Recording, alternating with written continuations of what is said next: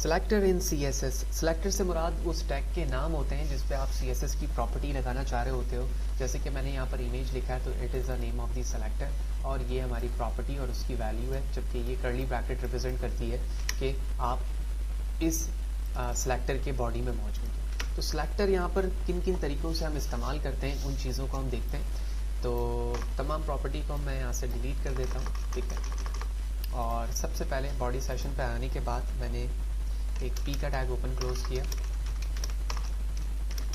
ठीक है। मैं जूम भी कर देता हूँ। इसके बाद मैंने डिव ओपन क्लोज किया,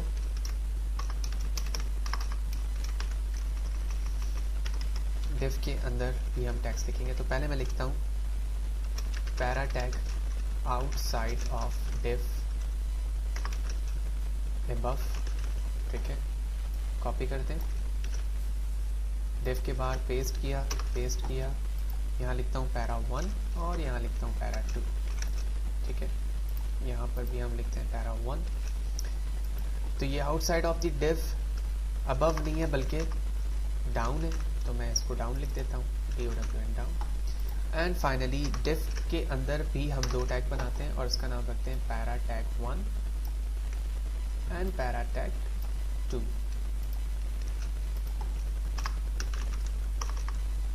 inside the div, similarly inside the div, control S।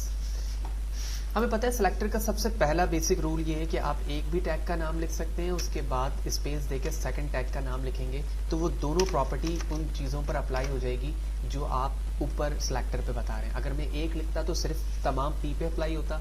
अब मैं यहाँ कह रहा हूँ पी और पी के अंदर एक डिव मौजूद है। ये एक सिलेक्शन का मेथड है, यानी मैंने सिर्फ डिव लिखा और डिव के बाद पी लिख दिया।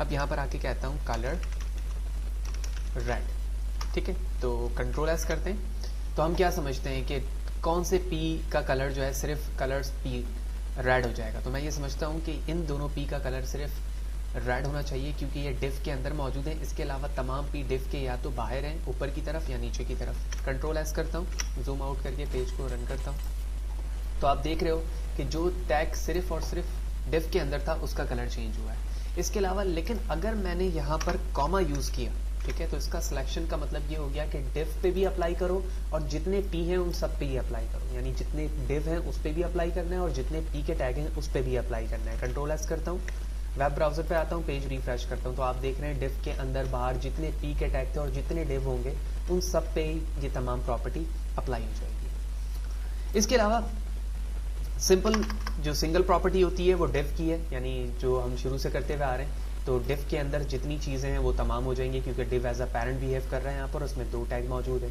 वो दोनों कलर्स में तब्दील हो चुके हैं। इसके बाद हमारे पास आता है चाइल्ड सेलेक्टर। तो चाइल्ड सेलेक्टर क्या है? फॉर एग्जाम्पल मैं डिव के अंदर चाह रहा हूँ चाइल्ड को सेलेक्ट करने, तो लिहाजा मैं डिव पर आता हूँ, उसके बाद ग्रेटर देन का साइन और उसके बाद मैंने लिख दिया पी, ठीक है। और इस वक्त आप देख रहे हो यहाँ पर दो पी मौजूद हैं, यानी इस डिव के दो चाइल्ड हैं। पहले हम इसको रन करते हैं, रिफ्रेश करता हूँ वेब ब्राउजर को, तो आप देख रहे हो दोनों ही पी पर वो चीज़ें अप्लाई हो चुकी हैं, ठीक है। अब मैं यहाँ पर आता हूँ और एक और टैग बनाता हूँ जिसका नाम रखता हूँ प्री, जो प्री का टैग होता है, और मैं यहाँ लिख देता हूँ pre tag. Control S, web browser, run.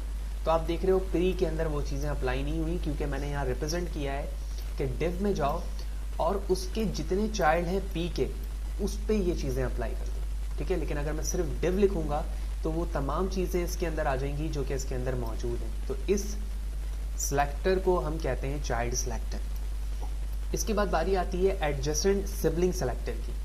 तो सिबलिंग से क्या मुराद है? मैं इस एंगल ब्रैकेट की जगह प्लस साइन लिखता हूँ, कंट्रोल एस प्रेस करता हूँ, ठीक है, और पेज को रिफ्रेश करता हूँ तो आप देखोगे कि जो डिव के बाहर पहला चाइल्ड है लिखा हुआ है para 1 tag outside of the div down. तो आप देख रहे हो कि सिबलिंग से मुराद ये है कि इस पेरेंट्स के बाद जो दूसरा पहला टैग है इस डिव के बाद उसकी सिलेक्शन हो गई यहाँ पर। जबकि अगर मैं यहाँ पर जर्नल सिबलिंग चाहता हूँ, ठीक है, जो जर्नली सिबलिंग होते हैं, उसके लिए मैं यहाँ पर टिल्ड का साइन यूज़ करूँगा प्लस की जगह। तो प्लस की जगह टिल्ड पे लिखता हूँ मैं, यहाँ पर रिफ्रेश करता हूँ पेज को। अब आप देख रहे हो कि डिव के बाद जितने भी टैग हैं यानी पहला दूसरा वो दोनों की सिलेक्शन हो चुकी। तो इस सेशन के अंदर हमने 5 सिबलिंग देखी। सबसे पहले तो हमने सिंगल टैग देखा p, फिर इसी तरह स्पेस देकर हमने div देखा, फिर इसी तरह p कॉमा div देखा, ठीक है, या div कॉमा p।